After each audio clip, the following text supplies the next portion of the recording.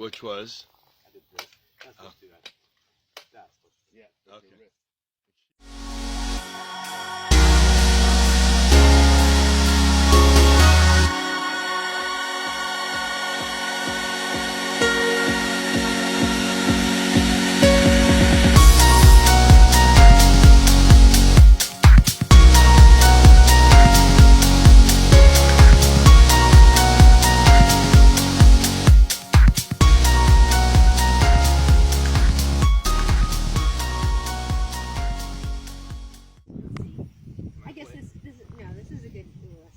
So this cut was made correctly. Yes. In that they pruned back to the branch collar.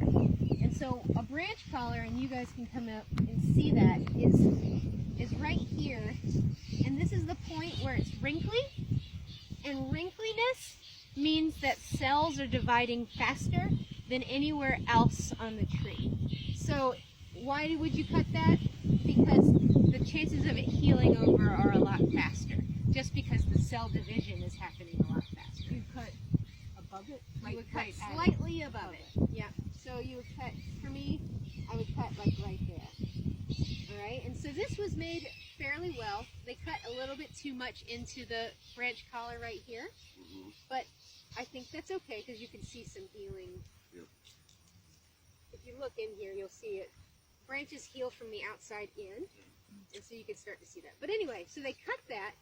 And all of a sudden, those cells that are quickly dividing were like, all right, well, the tree was like, I got too much energy. I gotta put it somewhere. And these cells were like, hell yeah, we'll go. We'll be released because they're sort of prime anyway in their cell division. Like they're ready to go. And so that's why you see two bursts of growth coming out of here. Yeah. Is because this tree was over pruned in the,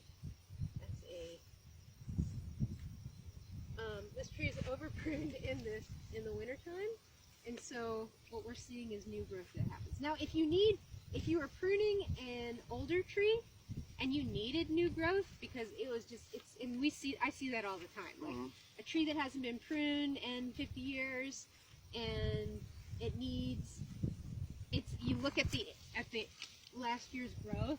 So like for instance, this is last year's growth on this branch and it's this long, so it's like a foot long. If you look at an older tree and it's their last year's growth is like this big, yeah, it probably needs to be heavily pruned in the winter time. We're looking to change sugars to alcohol through this fermentation. Pickles is another kind of fermentation. There's all kinds of other fermentations that'll just basically change the chemistry of an organic product from one thing to another. Okay?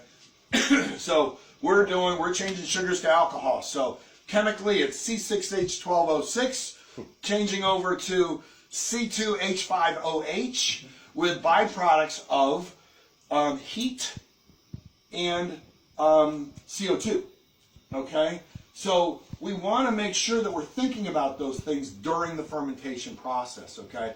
With heat, we have a cooling system that can chill the tanks down and absorb that heat and dissipate it so we can keep the temperature cooler, okay? And that's an important part depending on the kind of wines we're making. If we're making reds, I don't worry about it so much because I want that heat for the extraction of those skins. But with the whites, if it's fermenting, if it gets hot, it's going to ferment even faster. It's going to be bubbling a lot more because of that CO2, and I'm going to be losing all of those bright aromatics that I want to have in the wine.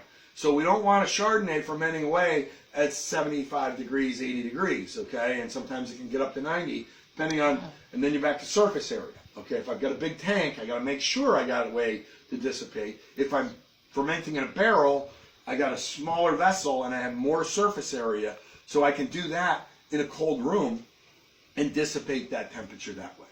Okay, so just a couple little things to think about as we go through with fermentation. Each of these things, remember, this is just a base class, so we're going through lots of things that all, they're all going to expand into a whole nother thing, and I can go forever. But what I really want to focus on now is the yeast. Okay, so and the yeast really, it's not a whole lot different from grandma, making her bread. There are yeasts that we will use for certain ones, and I'm going to find my yeast in here is V1116. Is one of my yeast for fruit. Okay, so that's what it is there. And I've already used some. And we're going to do, it's really nice, they put these instructions on there, and actually I'll throw out another packet that people can see. There are a few ways or things you can see on the, that one doesn't show it. We're there. It's just not quite developed where we want it, okay? Especially versus if you guys had tasted that cluster that I pulled off that was kind of dead. I mean, that thing really didn't have any good flavors. It was it was off. Yeah. There was something that was not comfortable there. So it's really important to kind of recognize good grapes make good wine, okay? As long your opportunity though here in the winery is huge to screw it up. Okay? So you can make bad wine from good grapes, but you can't make good wine from bad grapes. Okay? So keep that in mind. That's one of your take-homes, that to recognize what can we do to make sure those grapes are going to be good. And that's kind of our theme today.